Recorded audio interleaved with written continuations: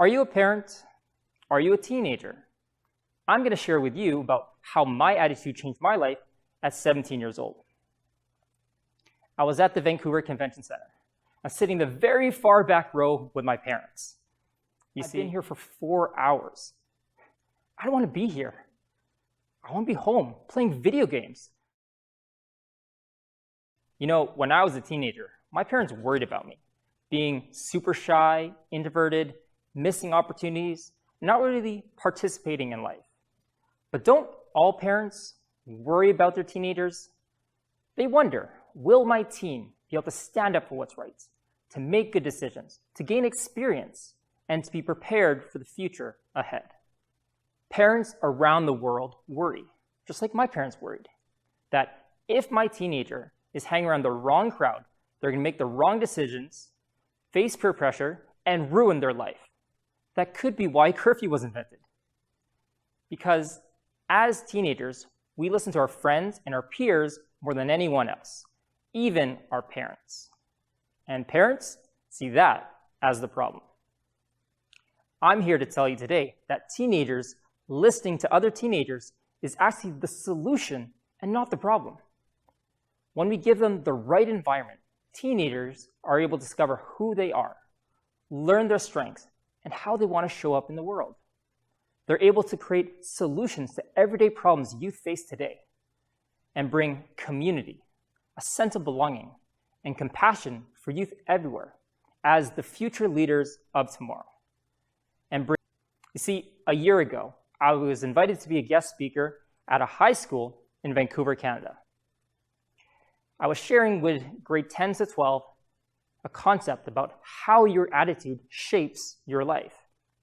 And I ended up having an extraordinary experience that changed my life.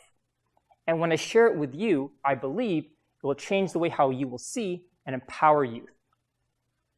On that day, I was standing in front of the class, getting ready to open up. And I shared that before I ask you to share your life experiences with me, I'm going to share with you about how my attitude changed my life at 17 years old. I was at the Vancouver Convention Center. I'm sitting in the very far back row with my parents. You see, my parents brought me to my first personal growth seminar. I've been here for 4 hours. I don't want to be here. I want to be home playing video games. That's what I want to do with my free time. This is a waste of my time. Just then, a short, stocky man in his 40s, black pants, white shirt, over the microphone, comes to the front and says, "Life is a game. If you don't know the rules, you've already lost. But if you do know the rules, you have a chance to win." I thought to myself, man, I really know what losing feels like. I suck at life. I'm shy. I'm introverted. Sometimes I stutter. I have no self-confidence. What can this guy teach me? The man continued. This game of life has rules. 3 rules. 1, life is a quest, a never-ending journey of self-discovery. 2, you need leadership skills. And 3, you need a place to grow and practice those leadership skills. After, he invited the teenagers and broke us up in groups of 5, with a facilitator to lead an exercise. Sitting in chairs arranged in a circle, one by one, the teenagers were asked questions around their challenges, their insecurities, and their life goals. And I realized, listening to the other teenagers, that I have dreams. I could set goals. I definitely have insecurities. When they asked me to share, people my same age listened, and they encouraged me. And I felt accepted. That day, my attitude changed, and my life quest, my journey of self-discovery, became possible. I started going to more personal growth seminars to be around this empowering environment. They gave me CDs to listen to on a daily basis to learn more about leadership. I told myself that I'm going to find out what it takes to be a leader. Then I'll be able to help other teenagers that are struggling like I'm struggling right now. I looked for places to grow and practice those leadership skills. I enrolled in training to becoming an entrepreneur, helping people manage their money, leading teams. I earned a 6-figure income. I was recognized in Forbes magazine. I did physical hard things like enrolling my first Olympic triathlon. I really didn't even know how to swim 8 weeks before. I wanted to develop my mental toughness. When I set the goal, this attracted the friends, the mentors, and the resources to make it happen. That led to philanthropy projects and raising money for Children's Wish, United Way, Low Entropy, and the food bank. I wanted to be of service and support my community. I realized to continue growing, I had to find more places to grow and practice those leadership skills. That it is a never-ending journey of self-discovery, finding out who I am and how do I want to show up in the world. After becoming an entrepreneur and a philanthropist, I learned life skills and leadership skills. Mental toughness, self-confidence, belief in myself and my abilities that I wish I knew when I was 17 years old. And that's why, class, I'm here today. My journey led to you to empower you to do the same. After I shared my story about how my attitude changed my life, I put the attention back on the teenagers, breaking them up in groups to share with their peers. And when they did, their eyes lit up. And this miraculous moment that I didn't see coming began to unfold. When the teenagers were sharing with their peers, some of them got choked up with tears in their eyes. Others were listening intensely and were like, wow, I had no idea you were dealing with that. I thought your life was perfect. We don't realize a lot of youth suffer in silence. You would not think the proudest teen could be the most insecure. And the quiet and the shy teen actually want to share, be heard, and make friends.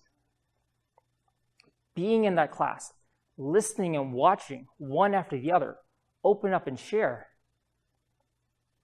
I had this aha moment, this one-hand clap realization that changed everything of how I saw as a solution to empower these youth. You see, I failed. I failed to understand the significance of being at my first personal growth seminar many years ago. I thought being a leader was about having skills, accolades, and achievements. It was more than that. It started with an attitude change. When I was listening to other teenagers just like me open up and share the stories around their challenges, their insecurities, and their life goals, I felt, wow, they're just like me. When it comes to leadership, most youth are used to being talked at and not having their voices heard. They're not able to practice being a leader because they either don't have the opportunity or they think it is a position, a title, or an age they need to wait for. But it all makes sense now. Teenagers will listen to other teenagers. They know what it's like to go to each other's challenges, and they're the best leaders to help each other. See, when youth come to our program, they say, I want to be more confident. I want to impact my community. I want to be heard. I want to be a leader. That's what they say they want. But in the end, they tell us, wow, I now understand myself. Or I finally understand how other people see things are different than how I see things. Or just because I fail at times, I'm not a failure. After realizing it's about creating the right environment to have youth to empower other youth, getting their voices heard with each other, we decided as an organization to become a youth-led organization. Here's what we did. First, we took adult volunteers, just like myself, facilitating specific activities and group sharing with other teenagers, helping them discover who they are, learn their strengths, and how they want to show up in the world. Then, the graduates come back, and they can be trained as a youth facilitator. And we build their confidence until they're ready to lead their own group of teenagers, and we pay them to be a leader. This creates a movement of youth going on their never-ending journey of self-discovery, impacting all of their peers around them for the better. How cool is that? Whether you're a teenager, a parent, or anyone else, you are in the position to help youth get their voice heard. Realize, life is a quest.